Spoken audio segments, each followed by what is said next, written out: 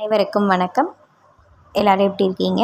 இன்றைக்கி நம்ம பார்க்க இருக்கிறது மகாபாரதம் ஆதி பருவம் பகுதி 44. திரௌபதியோட திருமணத்துக்கு பிறகு துருபத மன்னன் முற்றிலும் திருப்தி அடைந்தவனாய் மகிழ்ச்சியுடன் இருந்தான். ஏன்னா தான் எண்ணி இந்த எண்ணம் முழுவதும் திரௌபதியோட திருமணத்தின் மூலம் நிறைவேறும் அப்படின்ற எண்ணம் தான் அதுக்கு காரணமாக இருந்தது. தன்னுடைய மருமகன்களான பாண்டவர்களிடம் துருபதன் முக்கியமான விஷயம் ஒன்று கூறுறாரு. தன் குடும்பத்துக்கும் பாண்டவர்கள் குடும்பத்துக்கும் இடையில் எந்த விதமான வேற்றுமையும் இருக்கக்கூடாது, 2 குடும்பத்தையும் ஒரே குடும்பமாக கருதணும்னு கூறுறாரு. தனக்கு சொந்தமாக இருந்த பாஞ்சால நாடு தங்களுக்கும் சொந்தம்னு கருதணும்னு கூறுறாரு.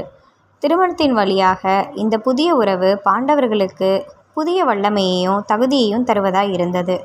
இப்பொழுது அவர்கள் ஏதும் இல்லாத நாடோடிகள் இல்லை. அவர்களுக்கு பலம் வாய்ந்த பின்புலம் அமைந்தது. கிருஷ்ணனும் பலராமனும் அவர்களுடைய உறவினர்களும் பாண்டவர்களுக்கு நெருங்கிய சொந்தங்கள் ஆயிராங்க. சினத்தையும் பொறாமையையும் தட்டி எழுப்புகின்ற செய்தி ஒன்று ஹஸ்தினாபுரத்தில் கௌரவர்களுக்கு எட்டியது. பாண்டவர்கள் மடிந்து போகலை. பாஞ்சால நாட்டில் பிராமணர்களாக வந்து திரௌபதியோட சுயம்பரத்தில் கலந்து கொண்டது பாண்டவர்கள் தான். இப்பொழுது அவர்கள் பாஞ்சால நாட்டில் உறுதியான இடம் பிடிச்சிருக்காங்கன்ற செய்தி இது கேட்டு அவர்களோட உள்ளம் குழம்பி போனது.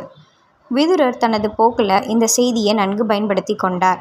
அரசனாகிய திருதராஷ்டிரனிடம் விரைந்து ஓடி சென்று, திரௌபதி ஹஸ்தினாபுரத்துக்கு மருமகளாய் வந்திருக்கிறாள், குரு வம்சம் ஓங்குக என்று கூறுறாரு. இதை கேட்ட திருதராஷ்டிரன் துரியோதனன் சுயம்பரத்தில் வென்று திரௌபதியை அழைத்து வருகிறான் என்ற எண்ணி மகிழ்ச்சியோட துரியோதனனையும் திரௌபதியையும் ஏன் உன்னோடு இங்கே அழைத்து வரல, நான் அவர்களை ஆசீர்வதிக்க விரும்புகிறேன்னு கூறுறாரு. உடனே விதுரர், அண்ணா, பாண்டவர்கள் உயிரோடு இருக்கிறார்கள். சுயம்பரத்தில் திரௌபதியை அவர்களே பெற்றிருக்கிறார்கள். பாஞ்சால ராஜ்யத்தில் அவர்கள் பத்திரமாக இருக்கிறாங்கன்னு சொல்கிறாரு. இந்த செய்தி திருதராஷ்டிரனுக்கு காதில் இடி போல விழுந்தது.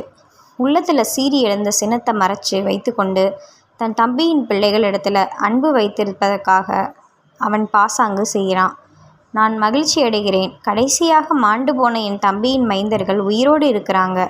பாஞ்சால நாட்டில் அவங்க சௌபாக்கியத்தோடு இருக்கட்டும், நான் மகிழ்ச்சி அடைகிறேன்னு விதுரர்கிட்ட கூறுறாரு. மண்டபத்துக்கு வெளியில் துரியோதனனும் கர்ணனும் ஒதுங்கி நின்று கொண்டு உள்ளே நிகழ்ந்த உரையாடல்களை கேட்டு கொண்டிருந்தாங்க. விதுரர் சென்ற பின் அவர்கள் இருவரும் மண்டபத்துக்குள்ளே நுழைகிறாங்க. துரியோதனன் பதைபதப்போட, தந்தையே, நான் விரும்பாத பாண்டவர்களிடம் தாங்கள் அன்பு இருப்பதற்கு காரணம் என்ன என்று கேட்டான். அதுக்கு திருதராஷ்டிரன், நீ கவலைப்படுவதை விட அதிகமாக நான் கவலைப்படுகிறேன். ஆனால் என் மனதில் இருப்பதை நான் விதுரரிடம் வெளிப்படுத்த முடியாது. பாண்டவர்கள் நலனில் விதுரர் அக்கறை மிகவும் வைத்திருக்கிறான். நாம் என்ன செய்ய வேண்டும் என்பதை நீயே எனக்கு எடுத்து விளக்கு என்றார். இந்த கதை உங்களுக்கு பிடிச்சிருந்துச்சுன்னா மறக்காமல் லைக் பண்ணுங்கள், ஷேர் பண்ணுங்கள், சப்ஸ்கிரைப் பண்ணுங்கள். மேலும் இது போன்ற கதைகளை கேட்குறதுக்கு நம்ம வாய்ஸ் ஆஃப் சனுஷ் சேனலை மறக்காமல் பின்தொடருங்க. நன்றி, வணக்கம்.